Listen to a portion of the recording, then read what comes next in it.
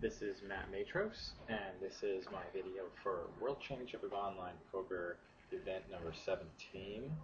This is the $300 buy-in, short-handed, no-limit hold'em tournament. That is 6 players maximum per table.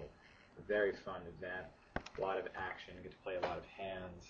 It's a lot of fun. I enjoy short-handed poker very much.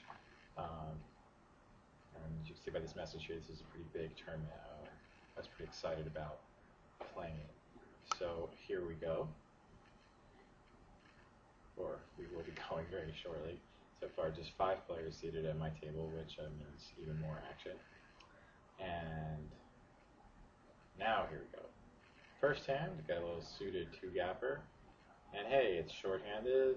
Why not? Let's open her up for 2.5 times the big blind, which takes me a second to figure out how much that was, but I got it. Making it $50. Big blinds at 10 and 20. I got a call from the button, so we're gonna have some action on the first hand.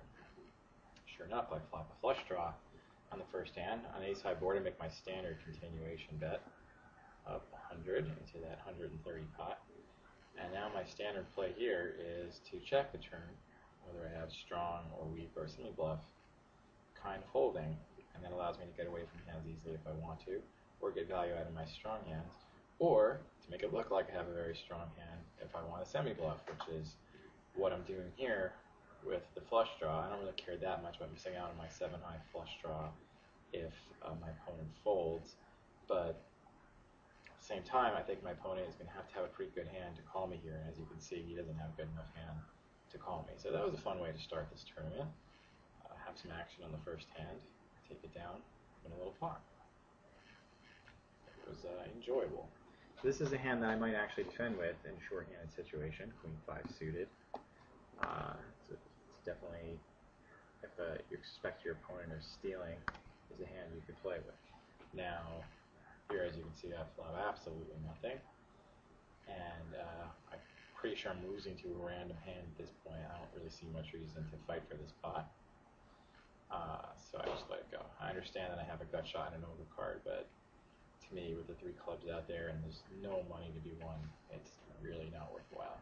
I'm happy to give up the $60 that was in the middle at that point. So here's a hand where I would consider going after the big blind. 10-8 offsuit. If it folds to me, of course, I'm not going to defend that 4 times the big blind raise there. So that's done. For those of you looking for my part 2 to the $200 rebuy tournament, I had some problems with the saving of that recording. I actually ended